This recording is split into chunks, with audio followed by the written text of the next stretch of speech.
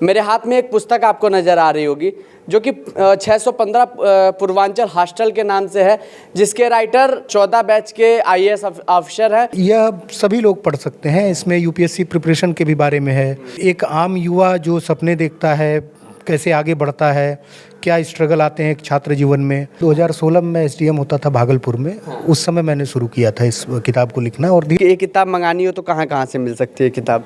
ये सभी जगह पे है, अमेजन पे है, फ्लिपकार्ट पे है। पढ़े गए इंडिया एक नया स्टार्टअप शुरू हुआ है। नमस्कार, मैं अश्विनी श्रीवास्तव, आप देख रहे हैं महाराजगंज एक नई सोच।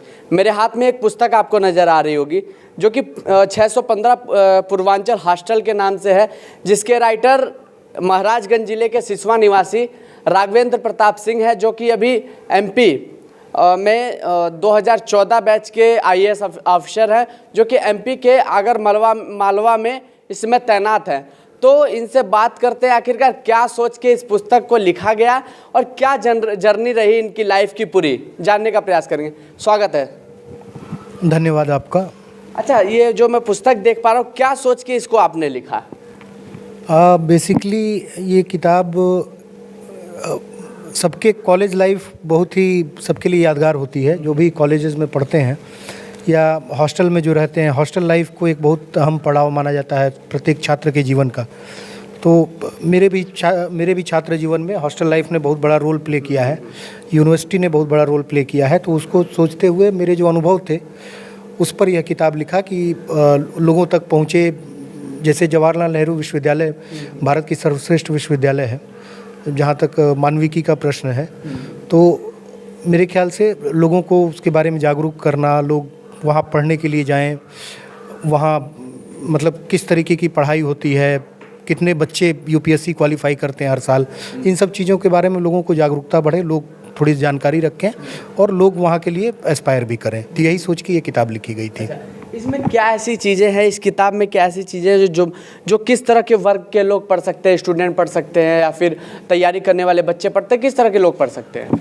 यह सभी लोग पढ़ सकते हैं। इसमें यूपीएससी प्रिपरेशन के भी बारे में है और एक आम युवा जो सपने देखता है, कैसे आगे बढ़ता है, क्या स्ट्रगल आते हैं एक छात्र जीवन में।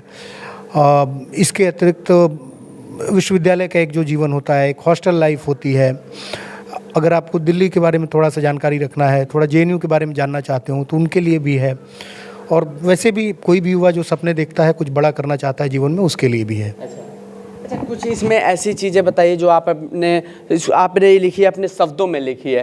तो कुछ ऐसी चीज़ें बताइए जो युवा को लगे कि हाँ, ये किताब पढ़ने के बाद कि हमें जागरूकता हमारे अंदर आई, हमें इस चीज़ की तैयारी करनी चाहिए। कुछ ऐसी चीज़ें जैसे ग्रेजुएशन के बाद जो है सबसे बड़ा प्रश्न यह होता है कि हम लोग कई बार सिंपल बीए कर लेते हैं कहीं से, तो वो एक बहुत गलत निर्णय साबित होता है। अगर हमें कुछ अच्छा करना है, प्रोफेशनल कोर्स आज की ज़रूरत है। और अगर आप सिंपल बीए करके छोड़ दे रहे हैं तो फिर आगे मतलब आपके रास्ते बंद हो जाते हैं। तो बीए के बाद पोस्ट ग्रेजुएशन करना, यूजीसी नेट की तैयारी करना, और उसके बाद आप यूजीसी नेट कर लेते हैं, अगर आप जेआरएफ क्वालिफाई करते हैं तो आप एक बहुत ही सम्मानजनक, अभी लगभग 30 से 40 हज़ार रुपये स्कॉलरशिप है पर मंथ। तो एक बहुत ही सम्मानजनक स्कॉलरशिप आपको मिलने लगता है। और साथ ही आप इस चीज़ के लिए तैयार हो जाते हैं कि आप आगे अगर लेक्चररशिप में जाना चाहते हो तो आपका रास्ता खुल जाता है, आपकी कंपटीशन कम हो जाती है किसी भी विषय से अगर आप तैयारी करना है। तो ये सोच के इस चीज़ के बारे में लोगों को जानकारी मिलेगी। इस बुक से इस चीज़ के बारे में जानकारी मिल। कुछ इसमें ऐसे शब्द बता दीजिए जो अभी हमारे देखने वाले लोग कुछ चीज़ों को जो कि इसमें पढ़ें तो उनको चीज़ें कुछ समझ नहीं आए, तो कुछ आपके बताने से चीज़ें समझ में आ जाए। कुछ ऐसी चीज़ें जो अंकित की गई हो इसके अंदर।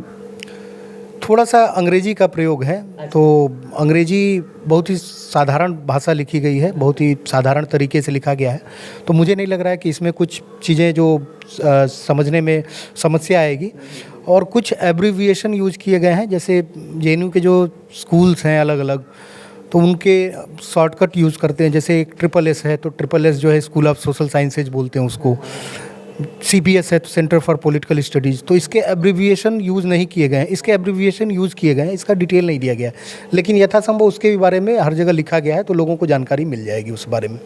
अच्छा राघवेंद्र जी, आपको कब लगा कि मुझे इस बुक को लिखना चाहिए, या फिर इससे लोगों के अंदर बहुत जागरूकता आएगी? जैसे आप तैयारी पीरियड में हो तो उस समय तो मुझे नहीं लगता कि आपने सोचा हो कि मुझे बुक लिखना चाहिए। जब आप क्वालिफाई हो गए हों, जब आप पद पे तैनात हो, तब आपने सोचा हो कि बुक लिख, तो कहाँ से ये सोच आई, किस समय से ये आपको जगा कि अब मुझे एक बुक लिखनी चाहिए? ये काफ़ी पहले की बात है। 2016 में एसडीएम होता था भागलपुर में। उस समय मैंने शुरू किया था इस किताब को लिखना, और धीरे धीरे जब भी समय मिला, जितना भी समय मिला, उसमें किताब को लिखा गया।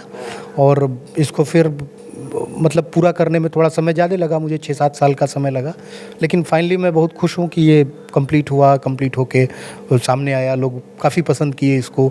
जेएनयू में बहुत अच्छा इस पे चर्चा हुआ, तो मुझे बहुत अच्छा लगा इस पूरी प्रक्रिया। आपको बहुत लंबा समय लगा, 6-7 साल इस किताब को लिखने में। बहुत बीच में ऐसे समय आए होंगे कि आपको लगा होगा कि ड्यूटी से आप आए और आपको बहुत ऐसा लगा होगा कि यार आज बहुत ज़्यादा थक गए हैं, किस तरह से बुक लिखें? तो ऐसा कुछ समय आया था क्या उस समय? नहीं, बीच बीच में कभी कभार लगता था कि अब नहीं लिखा जा सकता है या फिर इसको छोड़ देते हैं। लेकिन फिर मुझे यही लगा कि चूँकि एक काम है, कोई भी काम अगर शुरू करे तो आदमी को पूरा करना चाहिए। मैं इस चीज़ में बहुत बड़ा विश्वास करने वाला व्यक्ति हूँ, तो इसलिए मुझे पूरा करना था इसको। और मुझे खुशी है कि मैंने इसको पूरा भी किया और ये पब्लिश भी हुआ, लोगों तक पहुँचा। अभी तक लगभग आपके अनुमानित कितने लोगों तक ये पहुंच गया होगा ये बुक? इस तरीके की कोई संख्या मेरे पास नहीं है। मैंने अपने पब्लिशर से इस बारे में नहीं पूछा है।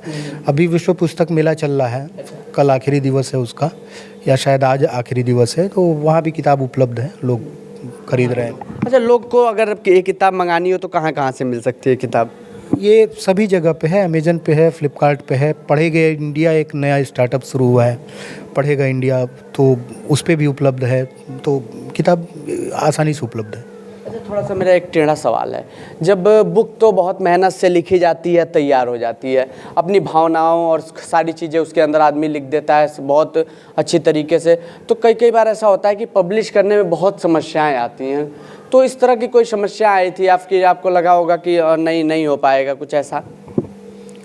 नहीं, मुझे ये समस्या नहीं आई थी, और मेरी किताब पब्लिश हो गई थी। मतलब मैंने भेजा था जिस पब्लिशर को, उन्होंने ही अग्री कर लिया था वो पब्लिश करने के लिए, तो कोई समस्या नहीं आई थी। और काफ़ी बड़े नामचीन लोगों ने इसको पढ़ा और पसंद किया था। तो लोगों को मतलब बहुत ज़्यादा पसंद आ रही है ये बुक।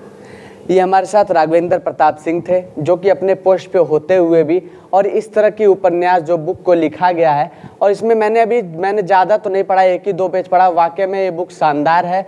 और हाँ, पढ़ के अगर कोई तरीके से पढ़ ले इस बुक को, तो उसके जीवन में कहीं ना कहीं कुछ बदलाव नजर आएगा, कुछ चीज़ें समझने को मिलेगी। बाकी फिर आपसे आगे मिलते हैं, एक और विषय पर चर्चा करेंगे। कैमरा पर्सन के साथ मैं श्रोनी श्रीवास्तव, महाराजगंज एक नई सोच।